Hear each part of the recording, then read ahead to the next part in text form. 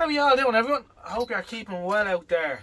So, busy enough here lately. The weather's been a bit crap. Obviously, we're not really getting a summer this year at all. However, we tiddle along. And tonight we're going to have a little glass of cider here and pretend it's summer at least. And quite nice it is too.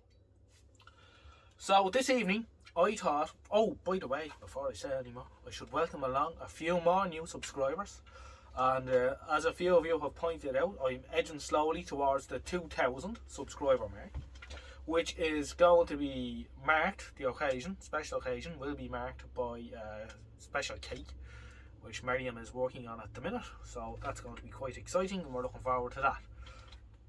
And we're getting to 2,000 a lot quicker than we took us to get to 1,000, because I think it took us nearly 3 years to get to 1,000 subscribers, whereas it's taking us, let's see, March, just over a year to get to 2,000. And we're slowly edging towards higher and higher goals, and it's wonderful to see everyone subscribing to the channel. And as I've said before, how the thing is taking off and blah blah blah. Never thought I'd see it, but here we are. I'm famous now. It's wonderful. It's great crack. It's great fun, and I'm glad to be doing it. I'm only sorry I can't devote more time to the YouTube at the minute, but in the future that might change. Anyway, having said all that, tonight we're going to have a look at this. Whoa, quality. Made for American market for General Electric in Hong Kong. I'm going to see if we can get this going. It's an FM AM. They say AM because they don't have medium wave and long wave, so AM is they don't do long wave. So AM anyway, FM, pocket radio, fairly large pocket radio, but pocket radio nonetheless. We're going to see if this works. This is an early IC effort actually, so should be interesting. So I will bring the camera in my usual fashion and we'll have a squint at it. Someone commented in one of the last videos about my loop. The way I inductively coupled it to the Marconi pocket radio pocket. This is just out my battery valve set, this particular loop, I think. Or was it out? Might be now. It doesn't matter. Anyway, I think it's. They asked how many turns was on the loop. I think there's, let's see, 1, 2, 3, 4, 5, about 12. But it doesn't really matter, okay? Just for capacitively, inductively coupling a radio to an outside area or whatever. And between 10 20 turns will probably be more than enough. One end of the loop going to ground, the other end going to the area. So the current in the area has somewhere to flow to. That's my take on it anyway. So there we are, very nice General Electric, high quality, made of plastic, as you imagine. Don't like these radios with the back with no screws. So you know, to change the battery you pop the back off with like a coin or something, or a screwdriver. But you know, after a while I should imagine that the clips wear out. Well, I have one in the house and the clips are very worn on it. The back comes off easily. You know, just a separate battery compartment would have been a much better effort. Anyway, these are obviously made to a price and not expected to last forever. So that's it. This is the chip. And we can see that is a Hitachi symbol on the chip. I don't know what 79M3 means. That could be a date code, of course. It could be 1979. That is quite possible. And I see something here that's already... Any of these higher impedance speakers are generally troublesome. Alright? So we'll bear that in mind. 40 ohms. That's an oddball. So this chip must be doing the output as well. It's sort of an all-in-one radio chip. I should really look up that number, but I haven't, so I'm not going to now because we've started the video. And as everyone knows, I do these things in one take. And I don't have a computer to hand here in the workshop, so we could have looked up the specs, but we didn't. But I should imagine that chip is doing everything, including driving the speaker. There's 2 transistors here. A 901A and another 901E. So let's bang a battery in it and see does it work. Cause, yeah, it has a charge in it. Will I use me big stupid meter just for the crack? Even though, I'll tell you one thing I don't like about this Fluke. And it's been pointed out in other circles anyway, and Fluke people will know. Okay, so here's my old 83 Mark III. Me go-to machine, right? Love this thing to bits. Got it.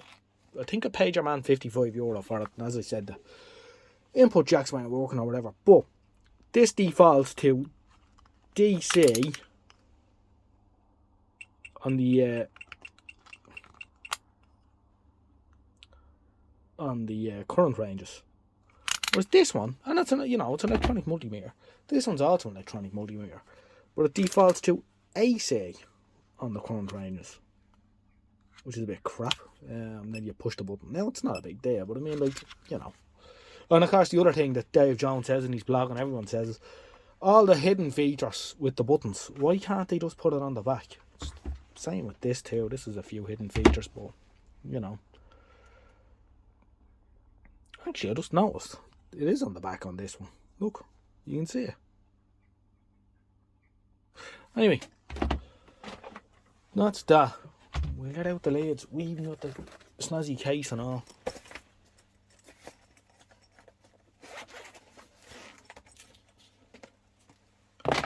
Snazzy case, snazzy. To be honest with you, I don't really want to use this thing because it's so clean, fresh. I'm tempted to put it in the corner, but then what's the point in having it if you're not going to use it? Probably too much stuff around here that I don't use as it is. So I could probably nearly, at this stage, get rid of a few of my meters because of far too many. I know it said that you can't have too many multimeters, but I probably have too many multimeters.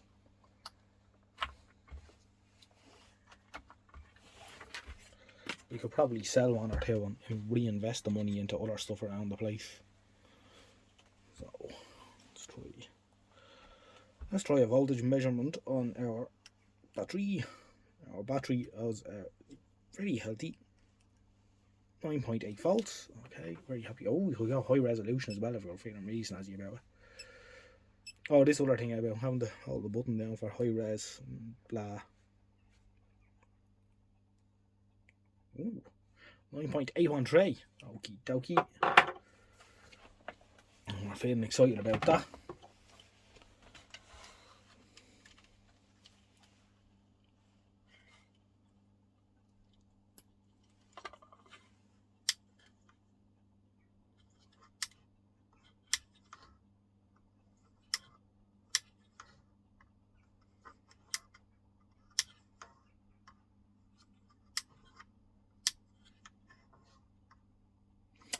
We're not hearing that.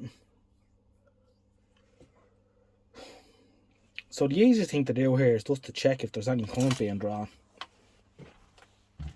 before we get all involved. So let's make this thing do a little dance. Will I get upset? Oh, I'll tell you what will make you get upset. If the leads the wrong way around, that wouldn't help. I wonder who's getting a bit confused. Right, let's go. Amps.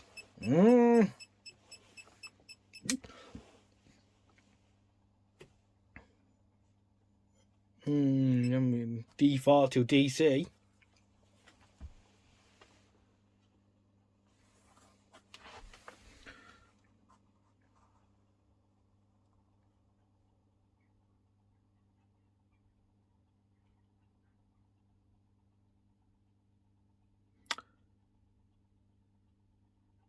$18 milliamps.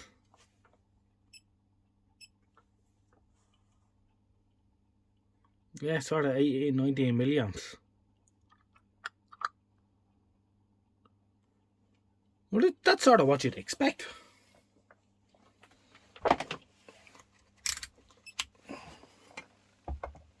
There's no sound coming out of the speaker, so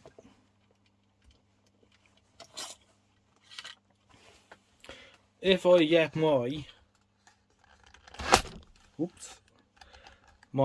Philips machine here, my little signal tracer which is on. The odd thing about this is it doesn't have an off switch on it.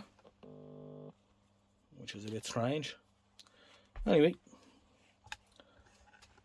if I get him and start at the speaker and work my way back from there, because I suspect a 40 ohm speaker, to be honest.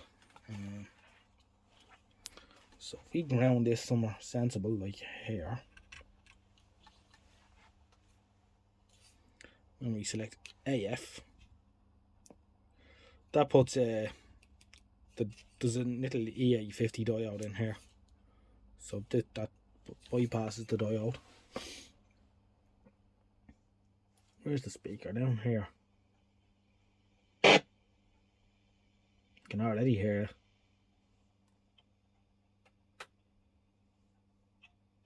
Very sensitive, this thing. Hear it? You can hear the radio working. Let's see.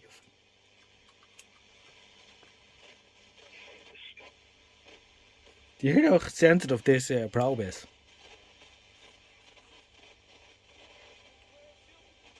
Radio's working.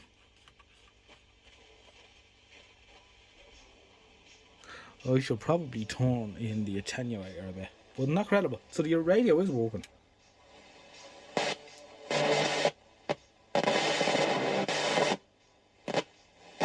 And you can hear it. I think the coil is opening the speaker, because it's inductively coupling it down. It's not touching the speaker, but it's picking it up. Alright, let's crank this back a bit. Let's touch it off the speaker wire.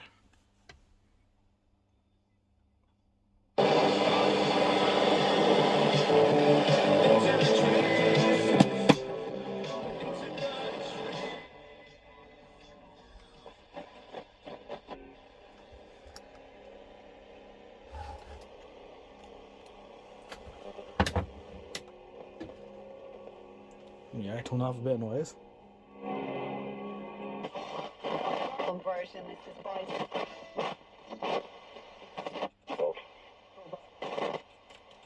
You have to be crowbar. There's no question that he's not going to walk out willingly. His entire career. I'll tell you one thing, it sounds good. A journalist, becoming an MP, Mayor of London, an MP, becoming a Foreign Secretary, becoming Prime Minister, is all about Boris Johnson. I've known him for much of that ride. Does it work on AM?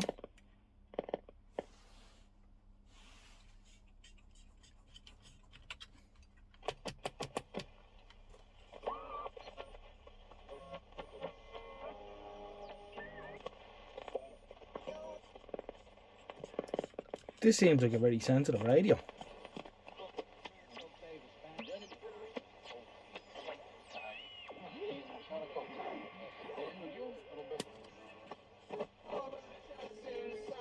Alright, we'll get the chassis out and we'll just check that speaker. Now, of course, as John Joe suspected, the speaker is completely open circuit, which is a bit crap. 40 ohm speaker is a bit of an oddballer here, but I wonder if we could just try a little 8 ohm across it for the crack and see what happens. Okay, not an 8 ohm speaker, but we actually found a 16 ohm speaker. This is obviously fell out with television somewhere along the way. That's the closest we've got. So let's switch on.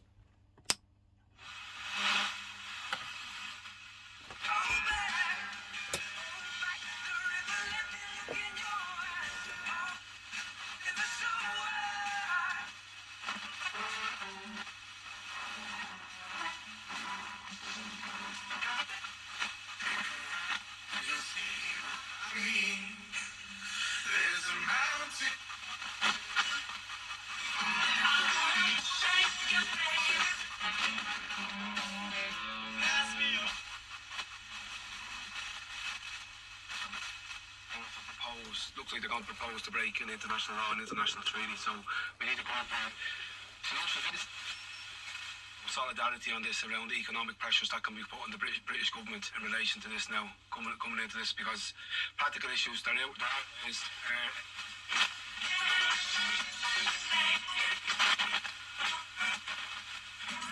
think the tuning cap is a little bit noisy in spots. There's not really much you can do with a Polyvericon. Because if you go spraying stuff in there, you'll rip it to bits from experience.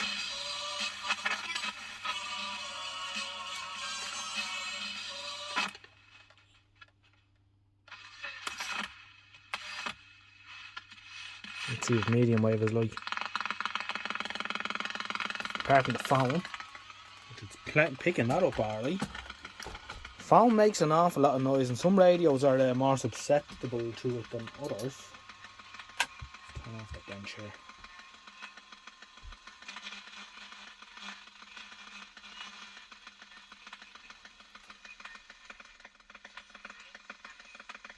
That thumping noise is actually the phone is picking up, and it's, you know, we get right away from it, but it's a bit of a bugger, isn't it? As I say, more radios suffer from it than others. There's other radios here that could have the phone sitting on top of them, it doesn't.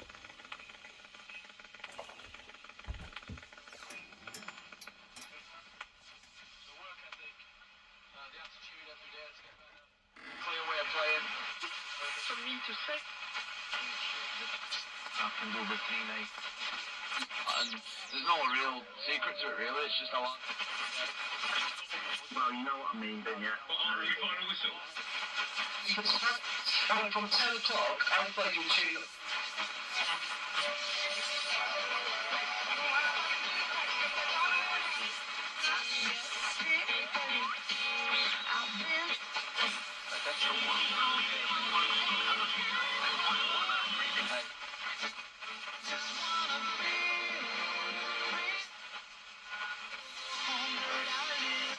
Well, it's not deaf anyway. It actually sounds like a good radio. So what I need to do for myself now, we've proved that the only thing that's wrong with this, really, is the speaker. So I'll try and see if I can find a 40 ohm speaker, nice and small like that. The other thing that I always find, I've two of them here, and I've come across a few more of them, and the speaker is always open circuit in them, almost guaranteed. First thing to go for, if you have one, is the original Stylophones. And these, just off the top of my head, I think they have it like a 78 ohm speaker, 75 ohm speaker. I've probably come across 7 or 8 examples of these. Every one of them, the speaker has been open circuit. Now, needless to say, trying to find a 75 ohm speaker is not a simple task. One of the things I was thinking of doing was putting a little LM386 into this, and then just using that to drive an 8 ohm speaker. But, I don't know if anyone's interested in these original Stylophones or not, or if they're even collectible anymore. I think they were sort of a couple of years ago, but that's the first thing to go for if you have one of these and it's not working. Check the speaker. Okay, but I'm going to leave it at that for now. That's the little GE, and put it back together. Write a little note on it saying I need a speaker. It looks like a 2-inch or a 2.5 inch speaker. I'll measure that, and we'll see if we can find something suitable. Okay, thanks for watching, and I'll catch you again in the next one. Mind yourselves out there. All the best. Bye bye.